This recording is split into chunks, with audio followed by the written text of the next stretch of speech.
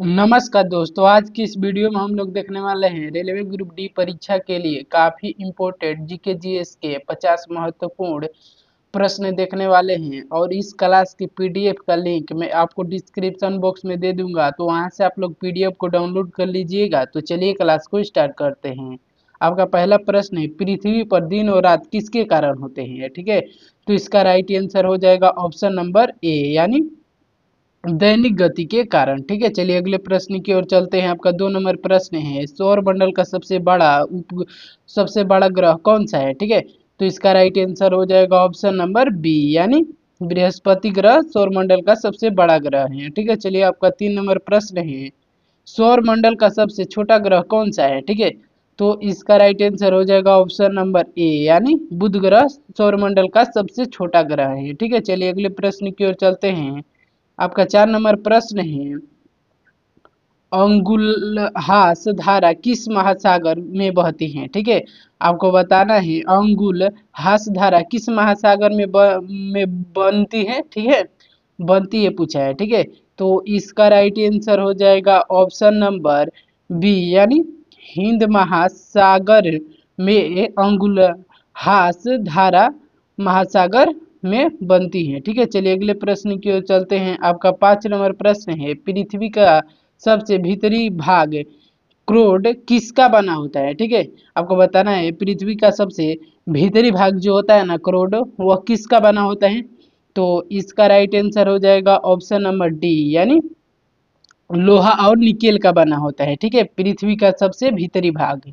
चलिए आपका 6 नंबर प्रश्न है, मैग्नीज उत्पादन में प्रथम स्थान वाला देश कौन सा है? ठीक है, तो आपको बताना है कि मैग्नीज उत्पादन में सबसे जो प्रथम स्थान पर है वो कौन सा देश है। तो चलिए इसके ऑप्शन को देख लेते हैं। तो इसका राइट आंसर हो जाएगा ऑप्शन नंबर ए, यानी दक्षिण अफ्रीका। ठीक है, चलिए अगले प्रश्न की ओर चलते हैं। आपका 6 नंबर प्रश्न है, कोयले का सबसे बड़ा उत्पादन कौन से उत्पादक देश कौन सा है? ठीक है, कोयले का सबसे बड़ा उत्पादक देश कौन सा है? तो इसका राइट आंसर हो जाएगा ऑप्शन नंबर डी, यानी चीन।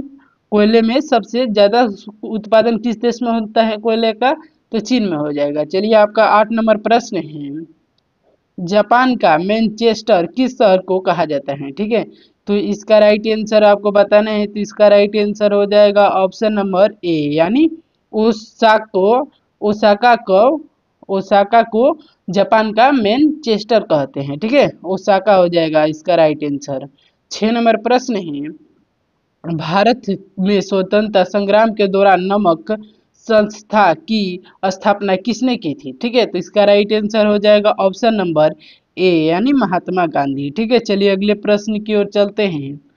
आपका 10 नंबर प्रश्न है, 1857 के गदर के समय भारत का गवर्नर जनरल कौन था? ठीक है, आपको बताना है 1857 के गदर के समय भारत का गवर्नर जनरल कौन था? तो इसका राइट आंसर हो जाएगा ऑप्शन नंबर ए, यानी लॉर्ड कैनिग। ठीक है, चलिए अगले प्रश्न की ओर चलते हैं। आपका 11 नंबर प्रश्न है, भारत भारत भारतीयों के लिए नारा किस संस्था ने दिया था? ठीक है, भारत भारतीयों के लिए नारा किस संस्था ने दिया था? तो इसका राइट आंसर हो जाएगा ऑप्शन नंबर बी, यानी आर्य समाज ने। ठीक है, चलिए अगले प्रश्न की ओर चलते हैं। आपका 12 नंबर प्रश्न है, विंध्याचल और सतपुड़ा पहाड़ियों के बीच से होकर बहने वाली नदी कौन सी है? ठीक है, तो इसका राइट आंसर हो जाएगा ऑप्शन नंबर ए, यानी नर्मदा नदी। ठीक है, चलिए अगले प्रश्न की ओर चलते हैं। आपका 13 नंबर प्रश्न है, इन्वेस्टर प्रोटेक्शन फंड की स्थापना किस संस्था ने की थी? ठीक है, इन्वेस्टर प्रोटेक्शन फंड की स्थापना किस संस्था ने की थी? तो इसका राइट आंसर आपको बताना है। तो इसका राइट आंसर हो जाएगा ऑप्शन नंबर सी, यानी राइट आंसर हो जाएगा, यानी सेबी की थी। ठीक है, सेबी संस्था ने की थी। चलिए अगले प्रश्न की ओर चलते हैं। आपका 14 नंबर प्रश्न है, कुंडापुर और करवार वनस्पति संस्था कहाँ स्थित है? ठीक है, कुंडापुर और करवार वनस्पति संस्था कहाँ स्थित है? तो इसका राइट आंसर हो जाएगा ऑप्शन नंबर बी, यानी कर्नाटक में। ठीक है, चलिए अगले प्रश्न की ओर चलते हैं। आपका 15 नंबर प्रश्न है, भारत के प्रथम बहुउद्देशीय परियोजना किस नदी पर बनाई गई थी? तो इसका राइट आंसर हो जाएगा ऑप्शन नंबर सी, यानी दामोदर नदी पर। ठीक है, चलिए अगले प्रश्न की ओर चलते हैं। आपका 16 नंबर प्रश्न है, महात्मा गांधी का जन्म कहाँ हुआ था? तो इसका राइट आंसर हो जाएगा ऑप्शन नंबर ए यानी पोरबंदर में। ठीक है, चलिए अगले प्रश्न की ओर चलते हैं। आपका 17 नंबर प्रश्न है, पंजाब केसरी के नाम से किसे जाना जाता है? ठीक है, तो इसका राइट आंसर हो जाएगा ऑप्शन नंबर डी यानी लाला लाजपत राय को पंजाब केसरी के नाम से जाना जाता है। आपका 18 नंबर प्रश्न है, निम्न में से कौन सी गंगा की सहायक नदी नहीं है? ठीक है, आपको बताना है इनमें से कौन सी नदी है जो गंगा की सहायक नदी नहीं है। तो इसका राइट आंसर हो जाएगा ऑप्शन नंबर ए यानी स्वर्ण रेखा नदी जो है गंगा की सहायक नदी नहीं है। चलिए अगले प्रश्न की ओर चलते हैं। आपका 19 नंबर प्रश्न है, किस राज्य की सीमा चीन से लगी हुई है? ठीक है, तो चलिए इसके ऑप्शन को देख लेते हैं। तो इसका राइट आंसर हो जाएगा ऑप्शन नंबर डी यानी इनमें से सभी, यानी सभी राज्य की सीमा अरुणाचल प्रदेश, सिक्किम, हिमाचल प्रदेश सभी की सीमा लगी हुई है के चीन से। ठीक है, चलिए आपका 20 नंबर प्रश्न है, राष्ट्रीय जनगणना कितने वर्षों के बाद होती है? ठीक है, तो इसका राइट आंसर हो जाएगा ऑप्शन नंबर ए यानी 10 वर्षों के बाद राष्ट्रीय जनगणना होती है। ठीक है, चलिए आपका 21 नंबर प्रश्न है, काजीरंगा राष्ट्रीय उद्यान कहाँ स्थित है? ठीक है, तो आपको बताना है काजीरंगा राष्ट्रीय उद्यान कहाँ स्थित है। तो इसका राइट आंसर हो जाएगा ऑप्शन नंबर बी यानी असम में स्थित है काजीरंगा राष्ट्रीय उद्यान।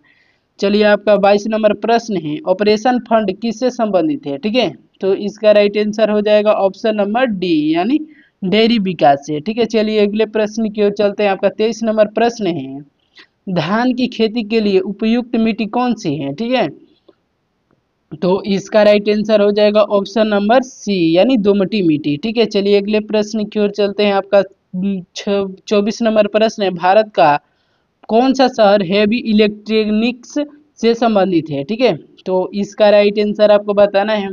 तो इसका राइट आंसर हो जाएगा option number C right answer हो जाएगा यानी ऑप्शन ई सी होगा, क्योंकि यहाँ पर दिल्ली और बेंगलुरु दोनों नहीं होगा। चलिए अगले ऑप्शन को यहाँ पर सी हो जाएगा यानी भोपाल। ठीक है, चलिए अगले प्रश्न की ओर चलते हैं।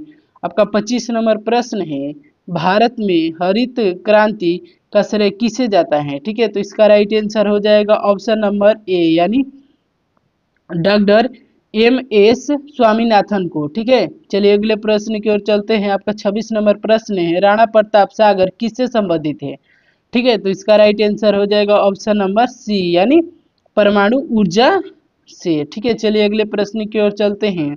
आपका 27 नंबर प्रश्न है, पृथ्वी और सूर्य के बीच अधिकतम दूरी किस तिथि को होती है? ठीक है, यानी पृथ्वी और सूर्य के बीच जो अधिकतम दूरी होती है वो किस तारीख को होती है? तो इसका राइट आंसर हो जाएगा ऑप्शन नंबर सी यानी 4 जुलाई को। ठीक है, चलिए अगले प्रश्न की ओर चलते हैं। आपका 28 नंबर प्रश्न है, सत्यम जयते शब्द कहाँ से लिया गया है? ठीक है, तो इसका राइट आंसर हो जाएगा ऑप्शन नंबर बी यानी मुंडक उपनिषद से। ठीक है, चलिए अगले प्रश्न की ओर चलते हैं। आपका 29 नंबर प्रश्न है, गायत्री मंत्र किस पुस्तक से लिया गया है? ठीक है, तो इसका राइट आंसर हो जाएगा ऑप्शन नंबर ए यानी ऋग्वेद से। ठीक है, चलिए अगले प्रश्न की ओर चलते हैं। आपका 30 नंबर प्रश्न है, हिंदी किस लिपि में लिखी जाती है? ठीक है, तो इसका राइट आंसर हो जाएगा ऑप्शन नंबर सी यानी देवनागरी लिपि में। ठीक है, चलिए अगले प्रश्न की ओर चलते हैं। आपका 31 नंबर प्रश्न है, ब्राह्मी लिपि को किसने स्पष्ट किया था? ठीक है, तो इसका राइट आंसर हो जाएगा ऑप्शन नंबर ए यानी जेम्स प्रिंसेप। ठीक है, चलिए अगले प्रश्न की ओर चलते हैं। जेम्स प्रिंसेप हो जाएगा। आपका 32 नंबर प्रश्न है, राष्ट्रीय विज्ञान दिवस कब मनाया जाता है? ठीक है, तो इसका राइट आंसर हो जाएगा ऑप्शन नंबर बी यानी 28 फरवरी को। ठीक है, चलिए अगले प्रश्न की ओर चलते हैं। आपका 33 नंबर प्रश्न है, राष्ट्रीय खेल दिवस कब मनाया जाता है? ठीक है, तो इसका राइट आंसर हो जाएगा ऑप्शन नंबर बी यानी 29 अगस्त को। ठीक है, 29 अगस्त हो जाएगा। आपका 34 नंबर प्रश्न है, कंप्यूटर साक्षरता दिवस कब मनाया जाता है? ठीक है, तो इसका राइट आंसर हो जाएगा ऑप्शन नंबर बी यानी 2 दिसंबर को। ठीक है, चलिए अगले प्रश्न की ओर चलते हैं। आपका 35 नंबर प्रश्न है, केंद्रीय उत्पाद शुल्क दिवस कब मनाया जाता है? ठीक है, तो इसका राइट आंसर हो जाएगा ऑप्शन नंबर डी यानी 23 दिसंबर को। ठीक है, चलिए आपका 36 नंबर प्रश्न है, हिंदी दिवस कब मनाया जाता है? ठीक है, तो इसका राइट आंसर हो जाएगा ऑप्शन नंबर ए यानी 14 सितंबर को। आपका 30 नंबर प्रश्न है, शिक्षा दिवस कब मनाए जाते हैं? ठीक है, तो इसका राइट आंसर हो जाएगा, आपको शिक्षा दिवस बताना है तो इसका राइट आंसर हो जाएगा ऑप्शन नंबर सी, यानी 11 नवंबर को। ठीक है, चलिए आपका यहाँ पर 38 नंबर प्रश्न हो जाएगा, किसान दिवस कब मनाए जाते हैं? ठीक है, तो इसका राइट आंसर हो जाएगा ऑप्शन नंबर ए, यानी 23 सितंबर को मनाते हैं किसान दिवस। ठीक है, 23 दिसंबर हो जाएगा, सितंबर पढ़ रहे हैं। ठीक है, दिसंबर हो जाएगा, 23 दिसंबर को। आपका 39 नंबर प्रश्न है, चिकित्सक दिवस कब मनाया जाता है? ठीक है, तो इसका राइट आंसर हो जाएगा ऑप्शन नंबर ए, यानी 1 जुलाई को। यह दिवस वाले से एक प्रश्न रहता ही रहता है, एक या दो प्रश्न रहता है रेलवे में। ठीक है, आपका 40 नंबर प्रश्न है, नौसेना दिवस कब मनाया जाता है? ठीक है, आपको बताना है तो इसका राइट आंसर हो जाएगा ऑप्शन नंबर ए, यानी 4 दिसंबर को। ठीक है, चलिए अगले प्रश्न की ओर चलते हैं। आपका 41 नंबर प्रश्न है, राष्ट्रीय एकता दिवस कब मनाए जाते हैं? ठीक है, तो इसका राइट आंसर हो जाएगा ऑप्शन नंबर डी, यानी 31 अक्टूबर को। आपका 42 नंबर प्रश्न है, राष्ट्रीय प्रौद्योगिकी दिवस कब मनाया जाता है? ठीक है, तो इसका राइट आंसर हो जाएगा ऑप्शन नंबर ए, यानी 11 मई को। ठीक है, चलिए अगले प्रश्न की ओर चलते हैं। आपका 43 नंबर प्रश्न है, सेना दिवस कब मनाया जाता है? तो इसका ऑप्शन हो जाएगा ए, यानी 15 जनवरी को। चलिए आपका 44 नंबर प्रश्न है, राष्ट्रीय विधि दिवस कब मनाया जाता है? तो हो जाएगा 26 नवंबर को। ठीक है, चलिए अगले प्रश्न की ओर चलते हैं। आपका 45 नंबर प्रश्न है, मलेरिया दिवस कब मनाया जाता है? ठीक है, तो इसका राइट आंसर हो जाएगा ऑप्शन नंबर सी, यानी हो जाएगा 25 अप्रैल को मलेरिया दिवस मनाते हैं। आपका 46 नंबर प्रश्न है, शहीद दिवस कब मनाया जाता है? तो ऑप्शन हो जाएगा इसका right answer option number A, यानी 30 जनवरी को। ठीक है, चलिए अगले प्रश्न की ओर चलते हैं। आपका 47 नंबर प्रश्न है, याचिका दिवस कब मनाया जाता है?